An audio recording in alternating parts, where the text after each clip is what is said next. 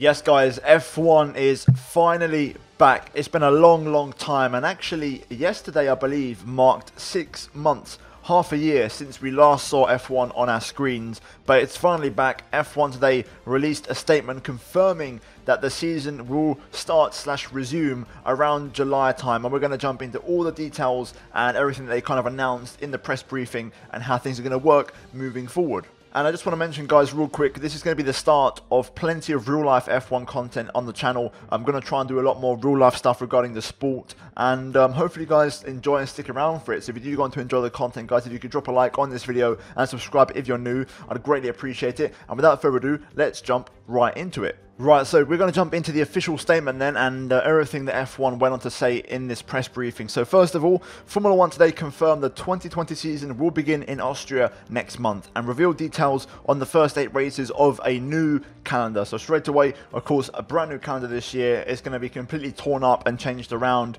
and it's going to be really interesting to see how this all pans out. There's going to be a lot of key factors in this, but we're going to jump into the calendar and see exactly what we have in store. After racing was put on hold because of the coronavirus outbreak, F1, the teams and the FIA have been working to put together a plan to allow the season to begin safely, and today F1 Chief Executive Chase Carey outlined the first part of a revised calendar of races. The season will kick off at the Austrian Grand Prix at the Red Bull Ring on July 5th, followed a week later by a second race at the same track. So there we go, the first 2 rounds are confirmed. Race 1, Austrian Grand Prix, the weekend of the 3rd to the 5th of July. And then the very next weekend, it's the same race, but they've actually labelled it differently. They've called it the Formula 1 Pirelli. It's German, but I'm going to just pronounce it in English pronunciation to avoid issues. But Grosser Preis, the Steiermark, which I believe Steiermark is actually the way the Germans pronounce the Austrian town where the race is taking place, if that makes sense.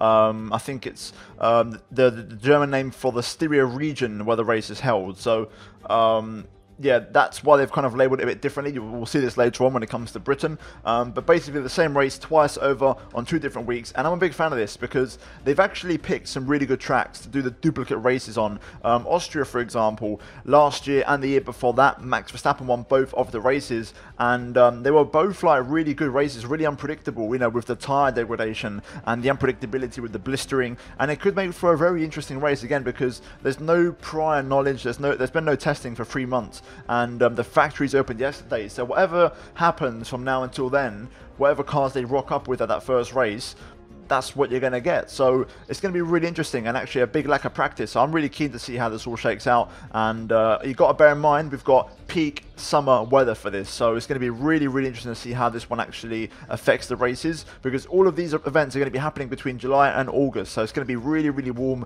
and the weather is going to be a key component in all of these races. The Hungarian Grand Prix will follow a week after that before a break. Then there will be 2 back-to-back races at Silverstone, followed by a Spanish Grand Prix at Barcelona. And this is a big one, an absolutely massive one. Hungary takes place mid-July, pretty much the same time as last year. I went to the race last year, and it was a good race, to be fair. I really enjoyed last year's race. You know, Hamilton versus Verstappen, and then Sebastian Vettel versus Charles Leclerc. Yeah, 2 different dynamics in that race. And again, it might be, you know, a bit on the boring side of things, but generally Hungary's been a good race in the V6 era, you know, 2014, 2015, 2016 as well, I believe. Like, there's been a lot of good races, 2017 as well. Like, for me, Hungary's actually been a good track in the V6 era, so that's not too bad. I don't personally mind it. And then we've got 2 races at Britain, and this is interesting. Again, the wording is differently. So the first one is the Formula 1 Pirelli Grand Prix of Silverstone, and then the second one is the Emirates Formula 1 70th Anniversary Grand Prix. So again, similar to the Austrian Grand Prix, they've renamed it for, I'm guessing for a certain reason, to kind of differentiate the races. But 2 races at Silverstone, and again, I'm really happy they've picked this track, because if you go back to like 2017, 2018, 2019, even 2016 or 2015, like, the races at Silverstone have been pretty good, especially the last 2 years. 2018 and 2019 were incredible. Like, last year's British Grand Prix was one of the best races of the season, probably second best behind Hockenheim. So I'm a big fan of this. Again, they've picked a good track in terms of maybe unpredictability, you know, Ferrari power versus Mercedes downfalls, Red Bull being the X factor. And again, it's in August, so the weather will play a big part, especially if it's during the peak British summer when it's really warm like everywhere else. It could be excruciating on tyres around there. So again, this is going to be really exciting, and I cannot wait to see how this all shakes out. And then if that wasn't enough, After that, I live in Spain, and I know about this. The Spanish Grand Prix on August 14th to 16th. I can't even begin to describe how crazy that is. So basically, we've got the first two races at Austria. So July 3rd to July 5th is race 1. July 10th to 12th is race 2. July 17th to 19th is the Hungarian Grand Prix. 31st of July to the 2nd of August is Silverstone Part 1. And then the August 7th to August 9th is Silverstone Part 2. And then the very next week after that, in mid-August, 14th to 16th, is the Spanish Grand Prix. And let me tell you, I live out here. In August, it's the hottest month of the year in Spain. We reach 40s. If they're going to race around Catalonia, which, if you remember, it's a pretty high degradation track anyway, this race could be one of the toughest races I think the drivers may experience. It's going to be night and day compared to preseason when they do 150 laps around there in the winter conditions, because this is going to be so damn warm. It's going to be like one of those prime hottest, like back in the day Malaysia races when it was really, really warm. Maybe even hotter, because the sun really hits in Spain, and also it's near the coast, so there will be a big humidity factor there. So I'm really keen to see how that one pans out. If Silverstone doesn't deliver on the weather front in terms of really hot conditions, Spain certainly will, and that's going to make things very, very interesting for that race, and I'm really excited to see how that one pans out. The Belgian Grand Prix will follow that with the Italian Grand Prix at Monza a week later on in September 6th. All the races will be supported by Formula 2 and Formula 3. So we have the Belgian Grand Prix August 28th to 30th. So again, it could still be in that region where it's really, really warm, and peak summertime. Spa could be a challenging one for tyres around there once again. Big fan of Spa.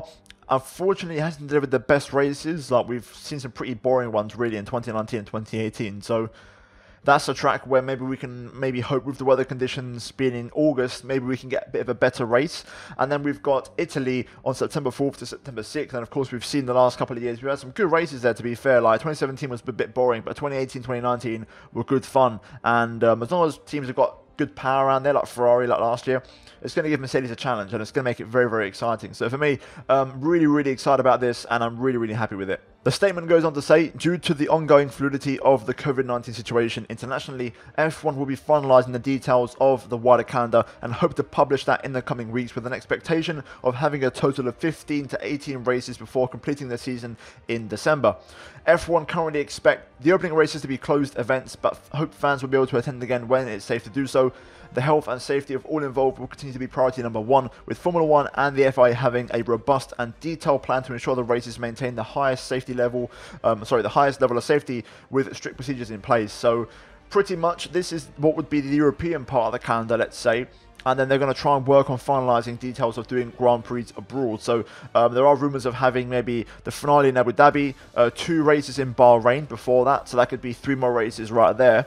And maybe possibly races like Vietnam could still happen. They're trying to make that work. So we might just stay in Asia possibly, and not go to the US. As we know, especially in America at the minute, the COVID situation is probably still really bad over there, like over 100,000 on the toll, and it's not probably ideal for F1 to be over there right now, especially with everything that's going on. It's complicated. I think if F1 could pick, I think they'd probably go for Asia. Things have calmed down over there a bit more now, so Bahrain twice, Abu Dhabi maybe twice, they haven't mentioned that, but that could happen.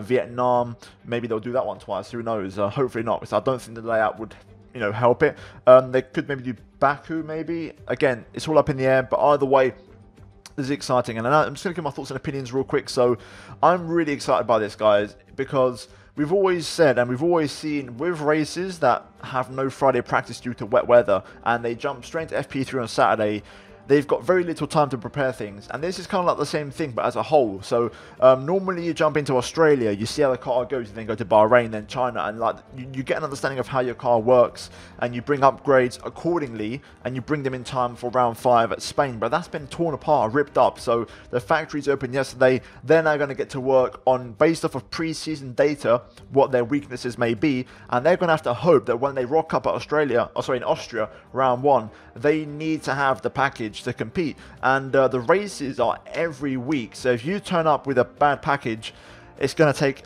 a lot of time to turn that around because of shipping restrictions and also traveling around the world. And also bearing in mind there's a race every week, so by the time you ship out an upgrade, you're going to be 5 races in. So it's really, really crazy. And generally speaking, the calendar, I like it. It's 8 races in 10 weeks. it is very, very grueling on the staff. In a 63-day period, they'll be doing 8 races, which is crazy, but that's where the nature of doing 2 races at Austria and 2 at Silverstone to kind of stay in the same spot and to avoid traveling too much becomes a bit better for them.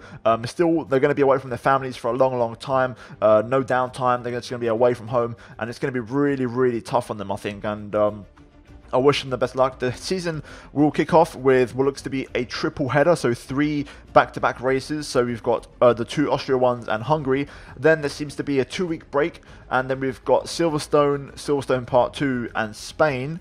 And then there's another 2-week break, and then we've got Belgium and Monza. So 2 triple headers and a double header in the first 8 races. But guys, that is it. F1 is confirmed to be returning, and I can't wait. It's going to be really, really exciting, and I'm a big, big fan. And I want to get your thoughts and opinions, guys, on the comment section down below. I like it. I think they've chosen some good tracks, considering the limitations. I think we're going to get some good racing, and fingers crossed we get a very unpredictable and fun season. Like, imagine if we rocked up a race 1 and a Racing Point turned up or put on pole, or maybe in the race they did the best strategy and they got on the podium or won the race even. Who knows? I'm really excited, guys. Hopefully you are too. If you enjoyed the video, drop a like. Links will be down below to everything you need to know about this calendar. And if you want to the channel, guys, for more daily F1 content, both in-game and in real life content, then get subscribed, guys, with notifications turned on to be notified when that new content does go out.